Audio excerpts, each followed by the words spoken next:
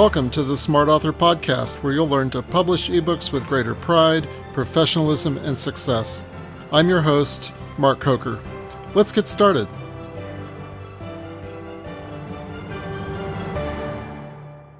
In this episode, we discuss the 2017 Smashwords Survey. Before we get started, some background. The purpose of the Smashwords Survey is to identify data-driven insights into best practices that make an ebook more discoverable, more desirable, and more enjoyable to readers. The Smashwords Survey shines a bright light on the characteristics of best-selling books and the habits of best-selling authors. We compile the survey using real sales data. I'm about to share information with you won't find anywhere else. The individual retailers don't share this data. But as an ebook distributor serving over 130,000 authors and publishers, Smashwords works with these retailers, we sell through these retailers, and we can share the data. Smashwords has been sharing this data for 6 years now in the Smashwords Survey. For this year's survey, we analyzed 12 months of sales that occurred between March 2016 and February 2017 from more than 250,000 titles aggregated across the Smashwords distribution network, representing millions of dollars in global customer purchases. It's impossible for a survey like this to directly measure the quality of a book. Yet beyond writing quality, there are numerous other direct and indirect factors that impact a book's visibility, desirability, and enjoyability to readers.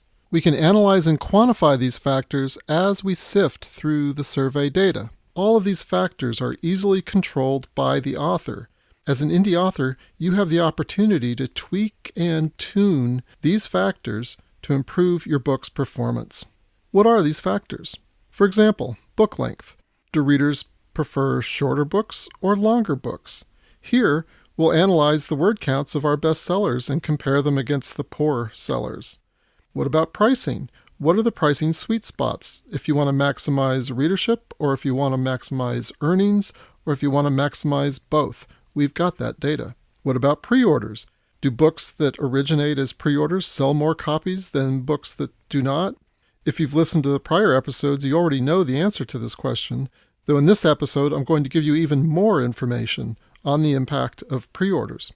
We'll ask these and many other questions during the course of this episode. For the last 6 years, I've released the findings of the Smashwords Survey at the RT Book Lovers Convention. It's a conference attended by over 1,500 romance authors and their readers. And then after the convention, I published the findings at the Smashwords blog along with the full presentation. And the presentation contains dozens of charts and graphs, and you can download it straight from the blog. For this podcast episode, I'll cover the highlights of the 2017 survey, though I encourage you to go over to the show notes at smashwords.com/podcast, where you'll find a link where you can download the entire presentation, and that way you can look at all the charts and graphs. Each year's survey is interesting, not just for the new insights it reveals, but also for comparing it to prior years' surveys. When we're looking at trends, sometimes what hasn't changed is just as interesting and just as important as what has changed. You'll find links to the prior year's surveys in the show notes as well. Let's do a reality check before we explore these findings together. Much of the data I'm about to share is based on averages. Averages can be misleading. Your book is unique. You are unique as an author, and your results may not conform to the averages. For example, you'll learn the average word count for our top 100 best-selling books, but your book can still become a bestseller if it's shorter or if it's longer. Averages are only averages, and a couple big bestsellers can skew all the results for the average. Use these findings as reference points and as potential clues to the characteristics of best-selling books and the habits of best-selling authors. In other cases, I'm going to give you the median of the numbers. Median is a term that is derived by arranging all of the results from lowest to highest and then taking the midpoint in that range. Sometimes the median is a more typical result, but not always. And here's another caution that I want to leave you with before we get started. Correlation does not mean causation. And by this I mean one thing doesn't always cause another thing to happen. For example, just because most of the highest earning books are priced at a certain price, it doesn't necessarily mean that that price caused those books to sell so well. One characteristic alone cannot fully explain the multivariate factors that motivate a reader to purchase or enjoy one book over another. Maybe the best authors demand a certain price from their books. Maybe readers harbor conscious or unconscious biases for one price over another. Maybe retailers are promoting certain prices above others. Maybe price had nothing to do with the purchase at all. Maybe the reader was motivated by author reputation, or by the book cover, or by a recommendation from a friend. This means that at any given time, the reason the reader purchases a book could be for all of the reasons above or none of the reasons above. With that said, when we observe certain characteristics as common traits among bestsellers, and when we see these same factors present across thousands of bestsellers over the course of multiple years, at a certain point we begin to view some of these factors as universal truths. But a factor need not rise to the level of universal truth for it to be applicable to your publishing strategy. You'll learn many factors today that appear to help readers choose one book over another. Okay, let's get started. In episode 3, I introduced you to the concept of the power law curve. The power law curve describes how the sales of a book can rise exponentially as it rises in sales rank, and how these sales can also drop quickly as sales rank declines. To visualize the power law curve, imagine you're looking at a steep alpine mountain peak. At the tip of the peak is the number one best-selling title. It's at the highest altitude of sales rank. It's number one. As you move to the right, the elevation and the sales per title drop precipitously as you drop down to number 2, as you drop down to the number 3 bestseller, the number 4 bestseller, and so on. And eventually the curve flattens out as you reach the long valley where books sell fewer and fewer copies. I'll give you a real-world example of the power law curve in action. When you download the Smashwords Survey for 2017, you'll see that there's a chart in there where we show the power law curve for the top 500 highest earning Smashwords authors. You'll see that we show the earnings for the author who was number 500, the author who was number 250, there at the midpoint, and the author that was the number one bestseller. So the earnings for author number 500, we call it X. We found that author number 250 earned exactly twice what number 500 earned. Now, if this were a linear chart, if sales were linear, then you would expect author number 1, the best-selling author, would earn twice what number 250 earned, so they'd earn four times more. But no, the best-selling author earned 61 times more than the number 500 ranked author. Now let's look at this data another way. And this is data that didn't even make it into the Smashwords Survey. I put this together as I was compiling this episode for the podcast. Our number one best-selling book during the survey period sold 23 times more what the number 500 book sold. The number one best-selling book sold 40 times more than number 1,000, 200 times more than number 5,000, and 425 times more than number 10,000. So during the course of this episode, when I talk about the quantitative characteristics associated with the bestsellers and compare those characteristics to the poor sellers, it provides hints of what you should be doing and what you shouldn't be doing. It illustrates how, as you move to the left of the power curve, your sales increase dramatically. You want to do the things that the best-selling authors are doing and avoid the practices of the worst-selling authors. Be like the bestsellers. So visualize this power law curve as we discuss all the data today. Keep in mind that every best practice yields you an incremental advantage in sales rank, and that incremental advantage in sales rank will lead to an exponential increase in sales. Now let's dig into the survey. And first we'll talk about Smashwords and where the data is coming from.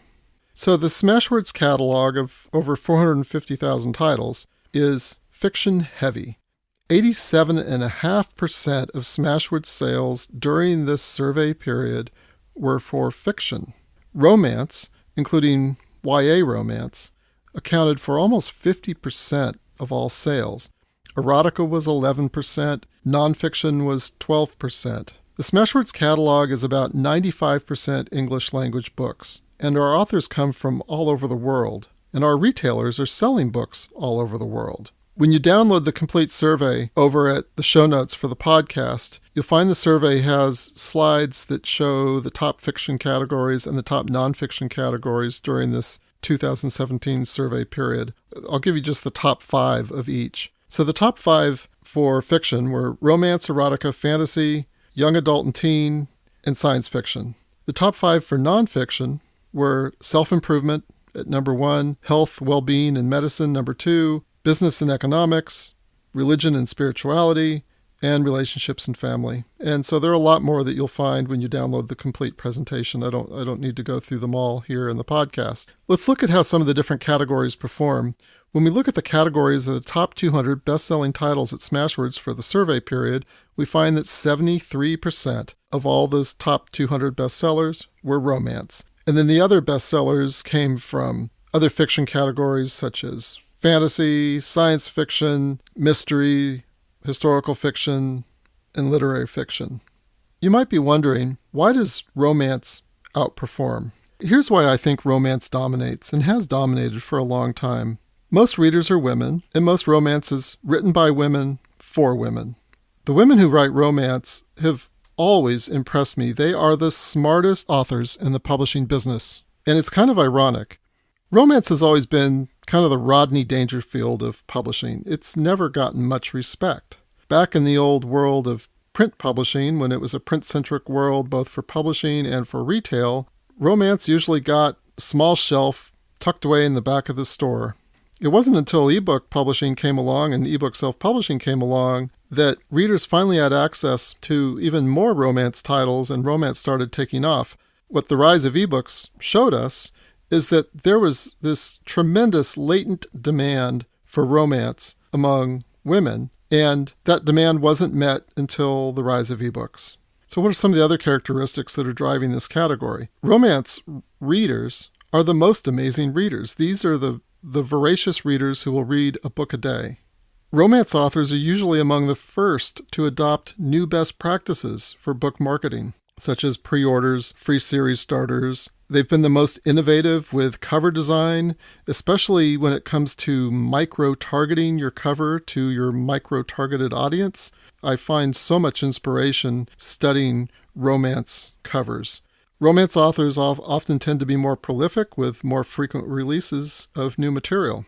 Romance authors are also the most organized within the industry. They have a strong industry association backing them, the Romance Writers of America. They've got some of the largest, strongest, most well-attended conferences. So that would be the RWA National Conference and also the RT Book Lovers Conference. And there are many other romance-focused conferences. And there's a culture of experimentation and sharing within the community. You find that romance authors are really great about supporting one another, sharing what works, what doesn't work. It's something that we don't see as much in some of the other genres. For a deeper dive on romance and the subcategories of romance that perform the best, download the complete survey over at the show notes. So let's look at social media. Does social media have an impact on sales?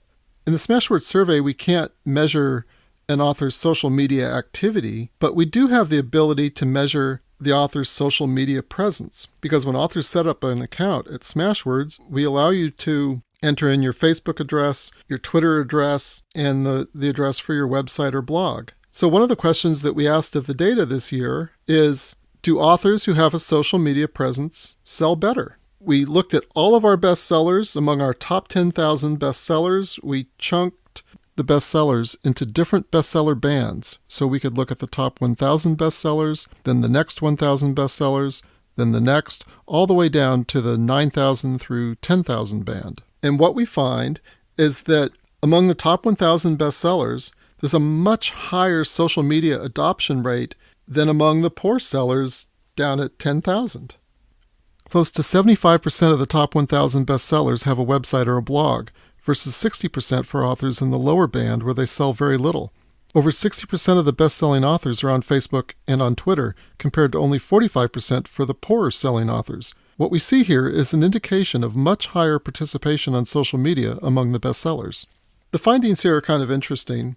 It would make sense that the authors that are active on social media, or at least have a social media presence, are more engaged in the marketing of their books, more engaged with their readers, more likely to be out there promoting their books. So if you're listening to this podcast and you're not on social media, this is a clue that you will get some advantage if you get out there and engage with people. Now let's look at box sets. In the Best Practices episode, I recommended box sets as one of those best practices. We've got over 4,700 box sets at Smashwords. There are two common forms of box sets. There's the single author box set, where the author will usually combine multiple books, like a full series, into the set and then sell it as a value bundle. The second form of box set is the multi-author box set. This is where multiple authors contribute a single book into the bundle, and then the authors use the box set as a collaborative marketing opportunity or to raise funds for charity. The top two best-selling box sets during the survey period were both romance, and both of them were issued by New York Times best-selling authors. The number one best-selling box set was Honeymoon from Hell Box Set 1 by R.L. Mathewson.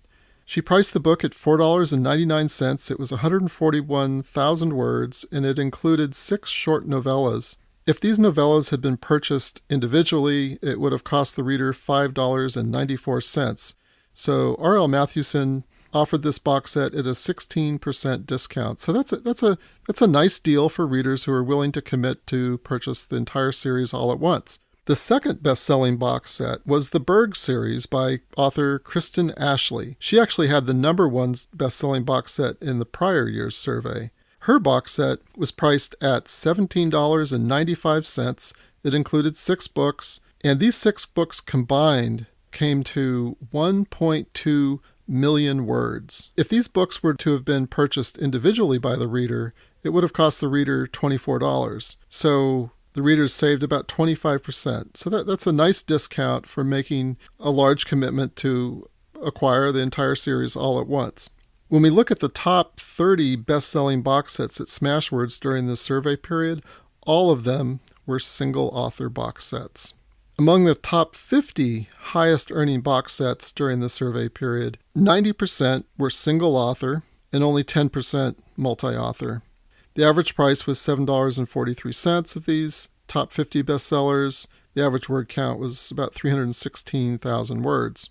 When we look at the top 50 box sets with the most unit downloads, and this is a measure of which box sets reached the most readers, 90% were single author and 10% were multi-author, similar to the bestsellers. Almost half were priced at free, so 23 of those top 50 were priced at free. If we exclude free, the average price for these box sets was $5.37. Box sets are generally not big money makers. Only 3 of our top 100 best-selling titles overall in all categories at Smashwords during the survey period were box sets. So only 3% of our bestsellers were box sets. And all were single author and all were romance. Although box sets generally aren't big money makers, there are other compelling reasons to do them. Box sets are a great way to amplify your readership. They're a great way to make your series books more affordable to a broader swath of the reading audience. And they also appear to be one of the habits of the most successful authors. When we look at our top 100 best-selling authors at Smashwords, 65% of them have participated in a box set. And as the sales rank declines, we see a marked decline in box set participation. What this tells me is that box set authors are getting indirect benefit from their box set participation. Now let's talk about pricing. As you learned in episode 3 on best practices, each time you sell a book, you gain a reader and you gain a royalty. If your long-term strategy is to cultivate the largest, most loyal readership possible, then in the short term, optimize your pricing strategy to drive more unit sales rather than to maximize earnings. However, if you want to maximize readership and earnings at the same time, that's fine. The findings that I'm about to share with you will help. So, my first question here is, at what price can you generate the most readership? At what price are you going to move the most units? And the answer to that question is free. Books that are priced at free, on average, get about 33 times more downloads than books at any other price, based on the data from the Smashwords survey. Free is a powerful platform builder. By pricing your book at free, you make it easy for new readers to take a chance on you, an author that they've never tried before. In the 2017 Smashwords survey, which you can download at the show notes, you'll see various pricing charts. So we've got a chart that shows the most common price points for indie author ebooks. This chart is useful if you want to understand what does your competition look like at different price points. Where are authors pricing? And what we found is $2.99 is the most common price point for indie authors. If you want to maximize your unit sales and you've got a price on your book other than free, so 99 cents and up, we've got a chart for that as well. We found that the top 4 price points other than free that maximized unit sales were, in order, $3.99, $4.99, 99 cents, and $2.99. So those are the sweet spots if you want to have a price on your book and you want to maximize unit downloads. If you want to maximize earnings, the top 4 price points for maximizing earnings were, in order, $4.99, $9.99, and $3.99. So let me share a couple comments here. This is the first year in several years where $4.99 was one of the top sweet spots. What this tells me is that many authors that started at $2.99 or $3.99 and built their audiences at those price points are now starting to price higher and their readers are following them. That's really good news. $9.99 was popular, but I wouldn't recommend it as a price for most indie authors. I think in our data for this survey, for this year, I think our $9.99 results were skewed by one enormously successful series that was later acquired by a large traditional publisher that was priced at $9.99. But the other price point, $3.99 has been the sweet spot for maximizing earnings for the last couple of years. So if you're a successful indie author and you've already built some readership, I think you should be looking at $3.99, $4.99 for full-length fiction. If you're writing nonfiction, you should definitely price higher. Nonfiction customers expect to pay more. There's perceived value in that higher price. So you should be looking at $7.99 to $9.99 if you're writing full-length nonfiction. The worst price for your ebook, both in terms of downloads and earnings, is $1.99. And this has been consistent now for all 6 Smashwords surveys. $1.99 is a black hole. I can almost promise you that if you write full-length fiction and your book is priced at $1.99, if you increase the price to $2.99, you're probably going to sell more units. Now, I don't know exactly why readers hate the $1.99 price. I don't have an answer for that. I can only speculate. Another takeaway from this data is that if you've already been successful building readership at $2.99, you might want to start experimenting with $3.99 or $4.99 because that's not a big price increase once your readers already know you and once they trust you. That's still a tremendous deal for a book to be able to get a great book, a great full-length book for $3.99 or $4.99. And on the topic of pricing, now let's look at box sets. The most common price point for box sets is $4.99. Other than free, the price point that gets the most unit downloads for box sets is 99 cents. That's a really popular price with readers. As you might expect, we find that as the word count for the box set increases, the average price increases. And you'll find a chart when you download the survey. The price that maximizes earnings for box sets, we found, is $9.99. Now here's an example. I mentioned earlier how just because the best-selling authors are at a certain price point doesn't mean it necessarily applies to you. This is a great example where earlier I mentioned that R.L. Matthewson, priced at $4.99, was the number 1 highest-earning best-selling box set author, and Kristen Ashley was the number 2 best-selling author at $17.95. Neither of these were pricing at what I'm telling you was the sweet spot for our survey. So this is just another reminder that your book is unique, and just because I'm saying $9.99 was the sweet spot, the highest earning price point on average for most of the box set authors, doesn't mean it applies to you. You've got to take a lot of other things into consideration, like the loyalty of your readership, the product that you're offering to the readers, how many books, how many words do you have bundled in that box set? What are your goals of that box set? If you're looking to maximize readership of the box set, then price lower. If you're looking to offer your readers a value price bundle but still earn reasonable money, consider pricing at 15-25% less than the value of the parts. Okay, the next topic. does length matter? In each of the last 5 years of the Smashwords Survey, we found strong evidence that longer books sold better, even though this was the complete opposite of what I expected when I first founded Smashwords 10 years ago. So the findings for this 6th annual Smashwords Survey further solidify my confidence that what we're looking at here is a universal truth. Longer books sell better. Readers of ebooks, buyers of ebooks prefer longer books. Our top 1,000 best-selling authors had an average word count of 103,000 words. And as the word count drops, the sales rank drops.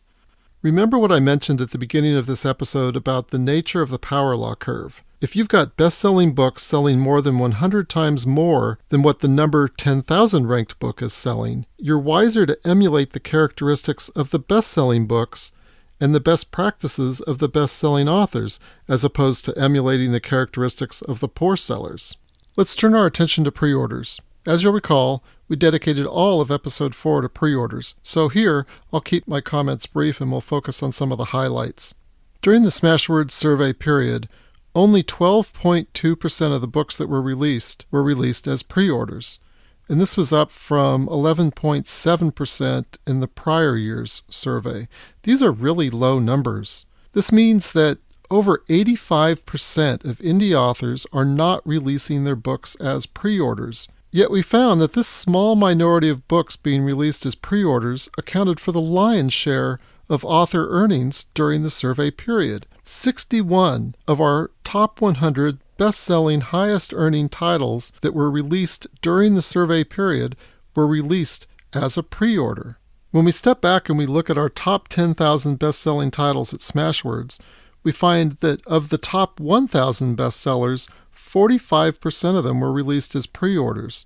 And as we move down in sales rank, the percentage that were released as pre-orders declines significantly. If we look at that bottom band of the authors that are ranked 9,000 to 10,000, only 18% of their books were released as pre-orders. As I mentioned in episode 4 on pre-orders, 2017 was the first year that the Smashwords survey took a look at pre-order adoption rates among the different genres and categories. We also analyzed the performance of those books to understand what percentage of the releases during the survey period in each category went to the pre-order books and what percentage went to the books that were just uploaded the day of release. This is where the data got really interesting. Let's review some of the different genres and categories. I'll share the pre-order adoption rate, and then I'll share what percent of that category's sales went to books that were released as pre-orders in that category. So here we go. Romance. 25% of romance titles were released as pre-orders during the survey period. That small 25%, 1 in 4 titles released as romance, earned 72% of all sales for the romance category for new books released during that period. Almost 3/4 of the sales for new books in romance went to the 25% of books that were released as pre-orders.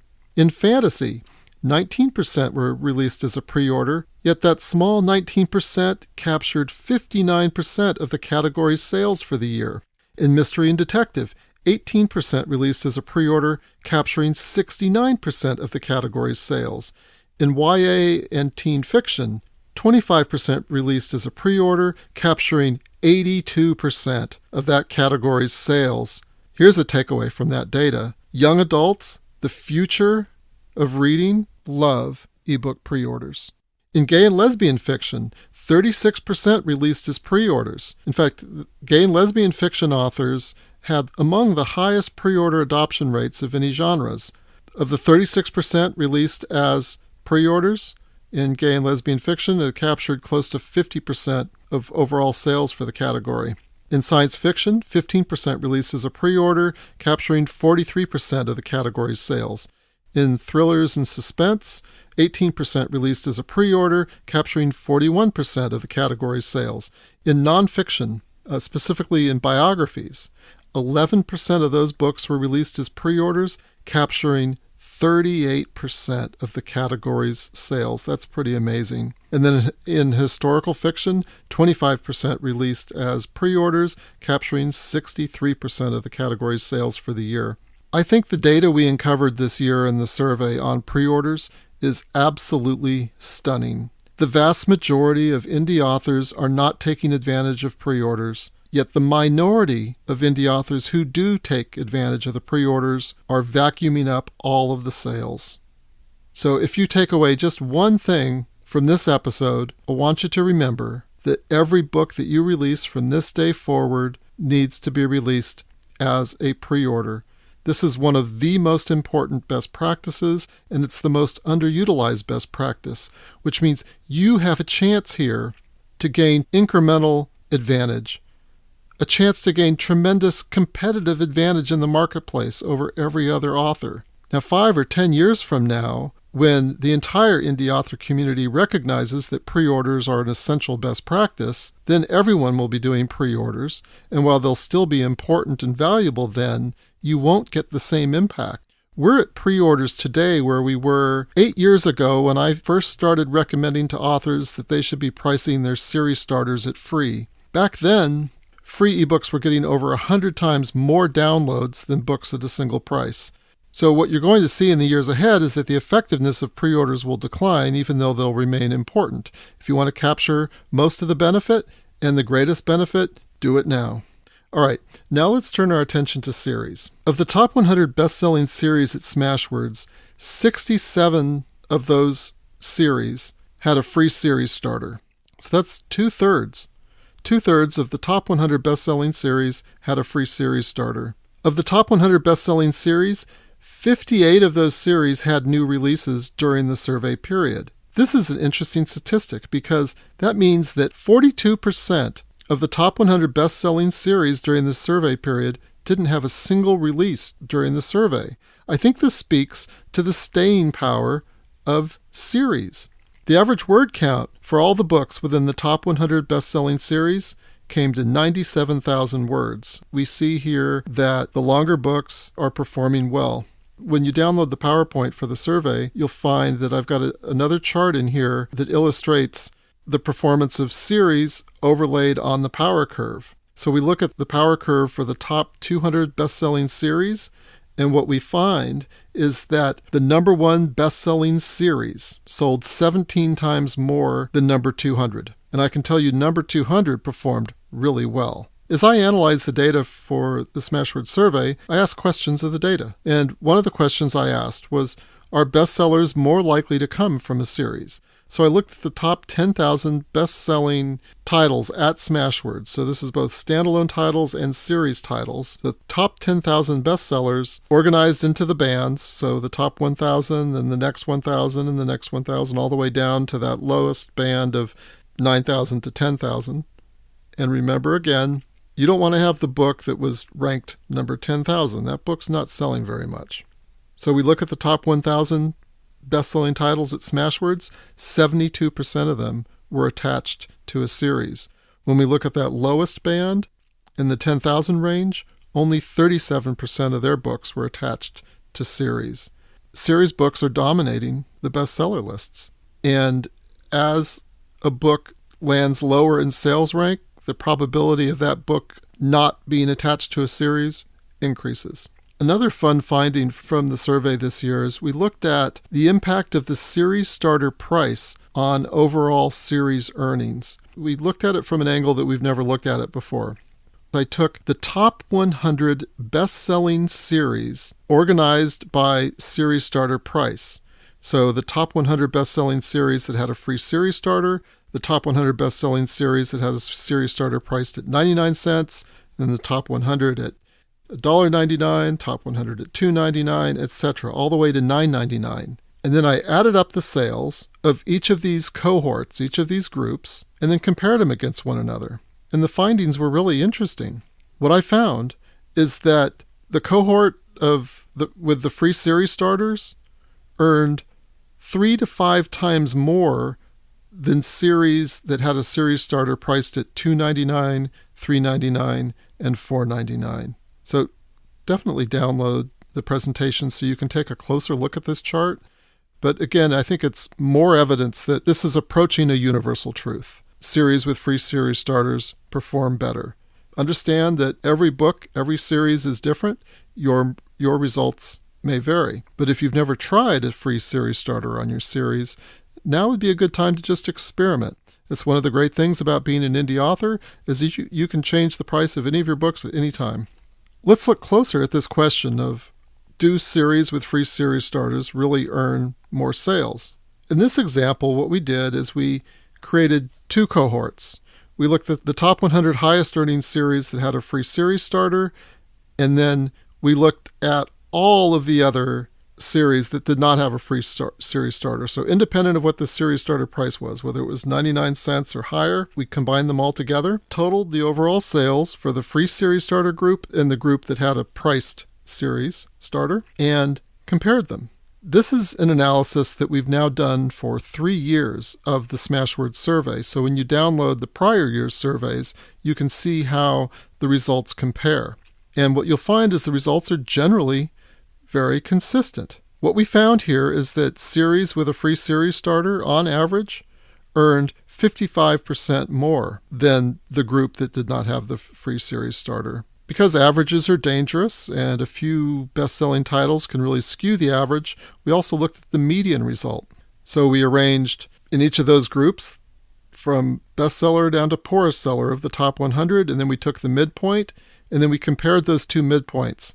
So the midpoint for the free series starter group and the midpoint for the non-free series starter group, and we found a similar result. The free series starter group had a median that was 49.7% higher, so about 50% higher. So the takeaway here is that, if you're an author that's already performing well, there's a good chance, on average, you might increase your sales by 50% just by simply making your series starter free. If we step back a second, I can tell you over the last 8 years, I've lost track of the number of times I've seen successful authors and moderately successful authors simply change the series starter to free and it catapult them into the bestseller lists. And if that happens for you, that's a life-changing event. So give it a try. The next question that we asked related to series is, do individual series titles earn more than standalone books? So this is a good question if you're an author and you're trying to decide, should I write another standalone book or should I write a sequel to an existing book? And if you're leaning toward writing the sequel, if you're leaning toward writing a series, then this is helpful data. We looked at all of the new book releases during the survey period. We added up all of the sales of the series titles, and then we added up all of the sales of the non-series titles, and then we averaged them.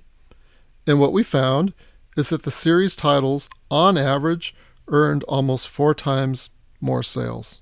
That's pretty crazy. Performed 4 times better on average. And then here again, we looked at the median because a couple really big authors can skew the average. And what we found is that the median showed a 43% increase for series compared to the non-series books. And so that's really the more reliable number that I would look at. Series books perform great. There are a lot of reasons for that. Once the reader invests the 10, 12, 15 hours necessary to read your series starter, if you've hooked them by that point, the reader's invested in your story. They're invested in your characters. They've spent time with you. They've spent time with your writing. They've learned to love your writing style, to love your storytelling capabilities. They're invested in the story. They want to know what happens next. So that reader is more likely to want to read the next book that's connected to the story they just finished. That's why series perform so well. The other reason I think series perform really well is because you've got the ability to price that series starter at free, as we've talked about quite a bit now. When you're writing just standalone books, you can still take advantage of free, but the reader is not as compelled to read a different book than to read a book that's a continuation of the book they just finished. All right, we're going to look at one more question before we wrap up this episode on the Smashwords Survey. And this question was kind of a whimsical, fun one. I wanted to know, do books with shorter titles sell better or worse? I looked at the top 10,000 best-selling titles at Smashwords, and then I calculated the character count of their titles. So how many characters? And what we found this year I think is pretty compelling evidence that shorter titles sell more books. What we found is the top 1,000 best-selling titles at Smashwords had an average character count of 27.7 characters. And when we look at this chart of the top 1,000, and again, this is organized in bands of 1,000 sales rank, the chart steadily increases in character count as the sales rank drops. The books that are ranked in that 9,000 to 10,000 rank, so those are the books that are at the bottom of the barrel, have 35.5 characters in their titles on average versus 27.7 for the top 1,000. Now you may say, oh, well, that's only, a difference of 8 characters. But from a percentage point of view, it's about a 25% increase in character count. So why is it that shorter titles might help you sell more books? My theory here, and this is only a guess, but if we go back to the discussion that we had in episode 3 on best practices, we were talking about cover design, how words and images are symbols for meaning. So a word is a symbol just like an image is a symbol. Words represent things. But there's a higher cognitive load for the human brain to process the meaning behind words. And we talked about how your objective as an author, as you're out there marketing your books, is that you want to form the closest, most efficient possible connection between the reader's aspirations and your book's ability to satisfy those aspirations. So this is a communications challenge. The reader is visiting an online bookstore. Their senses are assaulted by thousands, millions of other books. And so which books are going to jump off of that page to them first? The books that jump off the page to them first are the ones that most efficiently convey the message to the reader that this book is for them. And so that's why I think the shorter titles sell better. I could be completely wrong. It might be for a completely different reason. Maybe the only reason that shorter titles are selling better is that the most successful authors like shorter titles. There might be other reasons. In fact, it's fair to say that, now that we're at the end of this episode, I've shared my analysis on the findings.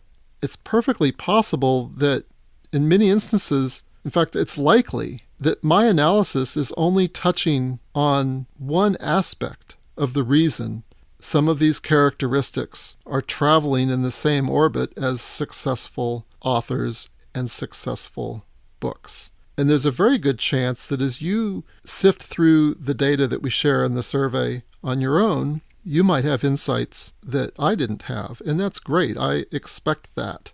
And your ability to interpret the numbers in ways that other authors may not might make the difference between you getting more out of this data and someone else. All right, we're near the end of this episode. Let's summarize some of the key takeaways of this episode on the Smashwords Survey.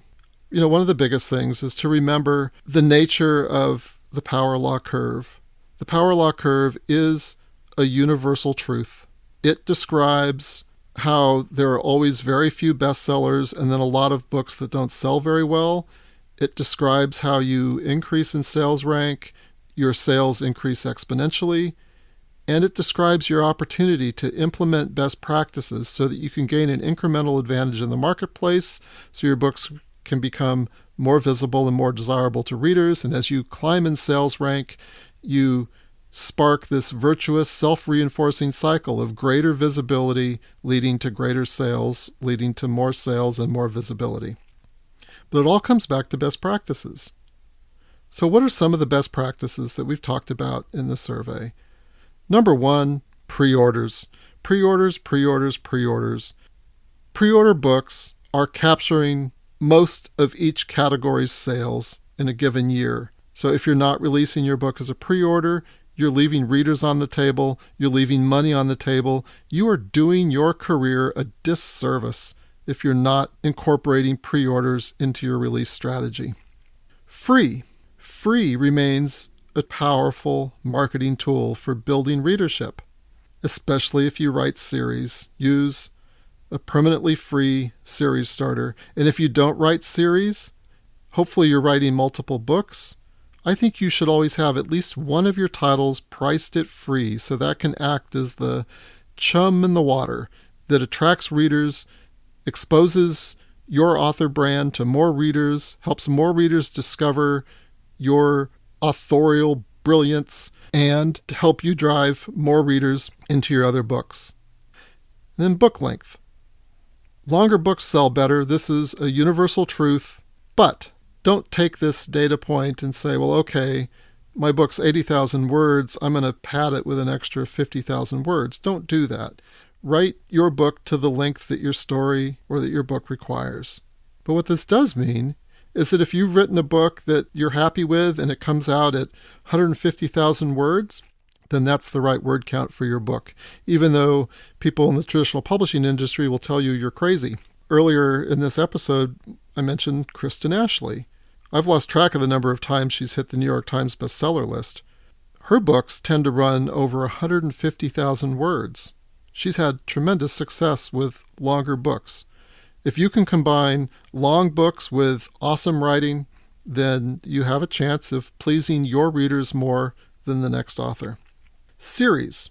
Series books have the potential to earn quite a bit more than standalone books, on average. But if you have a passion for writing standalone books and you don't have a passion for writing series, then I don't want you to write series. Always write what you have passion for, because that's how you're going to produce the best possible book. On the pricing front, I think the big takeaway this year is that $4.99 has joined $2.99 and $3.99 as a sweet spot for full-length indie fiction. This is really great news for indie authors. There's been a lot of concern over the last decade that ebooks would lead to devaluation, that readers would no longer want to pay for books, and that books would start becoming free, and then authors couldn't make any money. What I see in this data is that the authors who've built loyal audiences have pricing power. They have the ability to increase their prices. So if you're performing well at $2.99 or $3.99, experiment with $4.99. If it doesn't work, no harm. You can put the price back to what works. The good news is that readers will pay for great books. Box sets. The most successful authors are doing box sets, but the benefit of those box sets is indirect. They're doing multi-author box sets to grow their readership, even though these box sets are not direct moneymakers. They're doing single-author box sets, not because they're huge moneymakers, but because it's an opportunity to grow your readership by offering a value-priced bundle.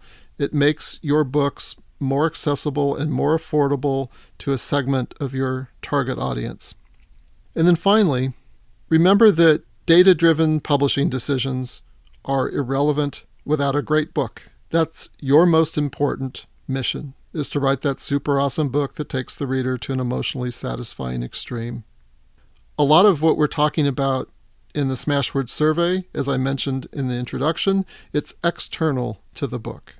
It's like the packaging of the book, if you think about it.